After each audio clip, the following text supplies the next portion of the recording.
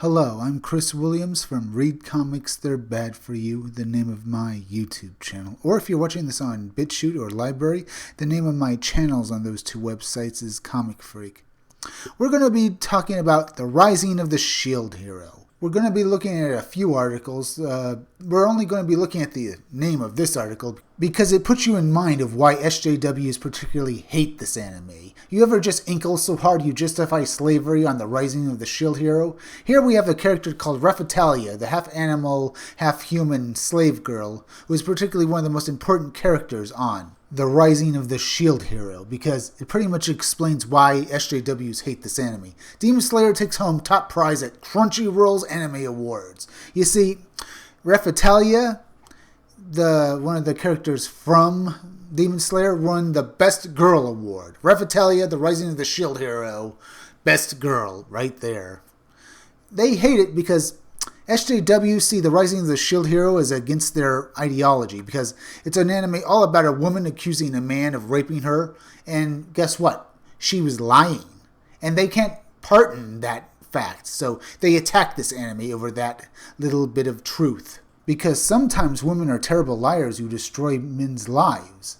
Now, what I've just explained to you will put you in the mood of the article we're going to be reading. The Rising of the Shield Hero ranks on Anime News Network's Worst Anime of 2019 list, actively politically awful. So let's read this article and see what's actually going on. The Rising of the Shield Hero anime adaptation is ranked among the worst anime of last year, according to a recently released list compiled by Anime News Network staff specifically due to the series' subject matter rather than any inherent quality issues. On January 3rd, Anime News Network published their annual Worst of Anime list, which is determined by a selection of site staff members. The first review featured in their compilation was from Anime News Network writer Steve Jones, who ranked The Rising of the Shield Hero as the worst anime of 2019 and labeled it a rallying point for the worst impulses of some of the worst people, and portrayed its premise as a glorification of misogyny and slavery.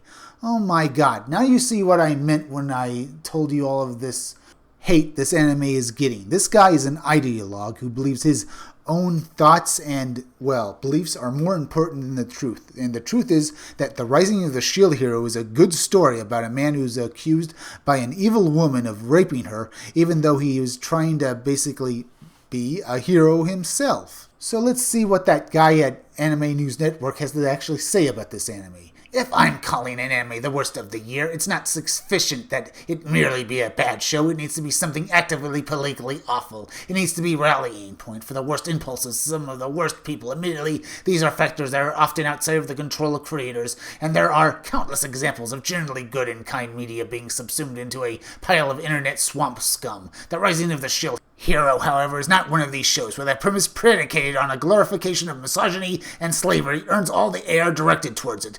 That it was animated by Konami Citrus, who have made recent and wonderful standouts like Made in Abyss and Revue Starlight, and produced by Crunchyroll, which is the premier anime streaming service in North America, just twists the knife. This is the worst kind of nerd power fantasy to put on any pedestal besides the specific one I'm featuring here.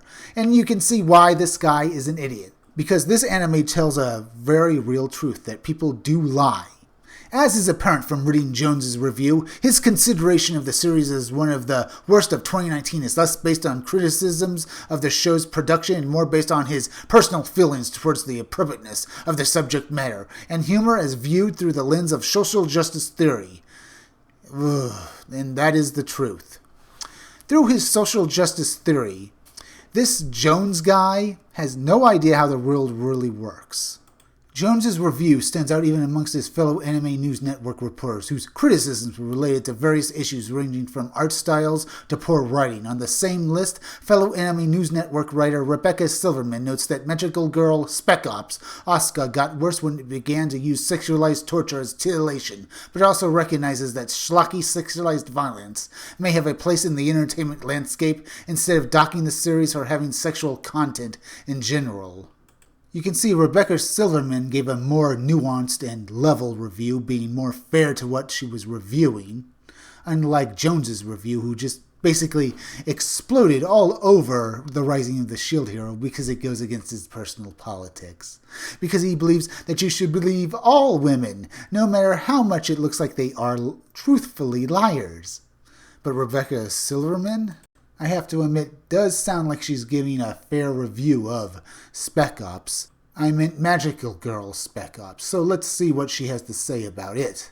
This category came down to a tie between this show and Kimono Michi. Rise up for me, but what made Magical Girl Spec Ops Asuka the winner or loser is how drastically it failed its characters and subject matter. Yes, Kimono Michi Rise Up had lots of cruel jokes of questionable taste, but it was the least attempting to be a comedy, however misguided it was. Magical Girl Spec Ops Asuka, on the other hand, at first purported to be an edgy, dark magical girl show looking at what happens to the girls after the battles are over and how they might cope with having to go back into the fray. The problems began when the show completely disregarded the mental health issues it set up for Asuka, and things only got worse when it began to use sexualized torture as titillation. It devolved into a fish-filled mess that trampled all over its initial premise, failing to treat subjects like child soldiers, combat veterans with PTSD, and the manipulation of vulnerable people's psyches with the gravity they both deserve and need.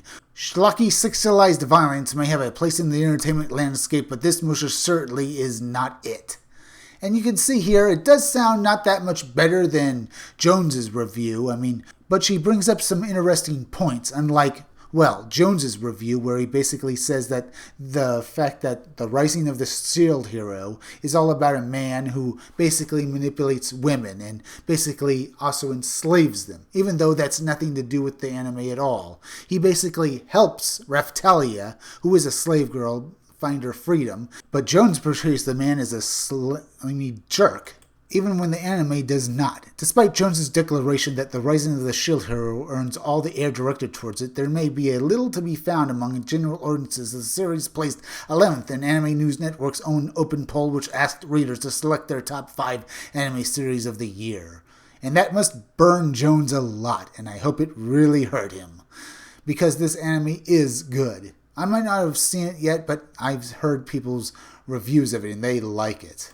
The series' original light novels and manga adaptations have had a collective total of 6.2 million copies printed in Japan. At last year's Crunchyroll Expo, it was announced that the anime adaptation would be receiving a second and third season. The series has also received 3 nominations in the annual Crunchyroll Annual Anime Awards, with Raphtalia being nominated for Best Girl, Kevin Perkin for Best Score, and Billy Clements' performance as Nirafuma for Best VA Performance English. YouTuber Hirohi commented on Steve Jones's review, saying part of what they look at in critiquing anime is how it relates to politics. This is the exact thing we are fighting against. We want your politics out of our entertainment. We do not want to be used. And that is the truest statement I've heard yet in this freaking article. And this guy knows what he's talking about. We've seen too many shows ruined by agenda politics, and now they want to push it down on anime. Well, tough luck. Because China and Japan, they don't give a damn about social justice issues in America. So, keep doing what you're doing, Jones. It's not going to work, because people will still watch this anime no matter what. Now, you can see why I opened up this video on a bunch of articles talking about how they're disparaging and basically hating on this anime. How Raphtalia here, the half-animal girl you can see, is a slave girl. But they don't care about the fact that the hero, or rather the shield hero as he's called in the anime, basically freed her and wanted to make her happy. He didn't abuse her, he didn't sexually touch her in any place. No, he just wanted to free her so she'd have a happy life. But this guy, and people like him, don't care about any of that. They only see that it attacks their agenda politics, so they can't stand that at all. So they attack this anime, but it didn't work. Raphtalia here still won the Best Girl Award, so take that and stick it.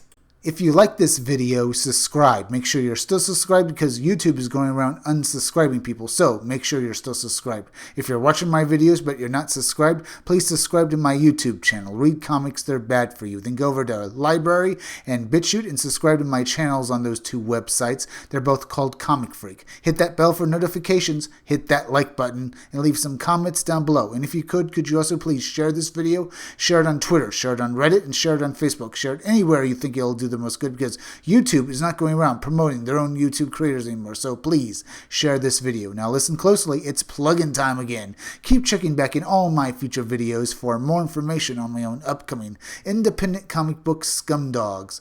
I'm Chris Williams, and I'll be back again tomorrow with another video or review.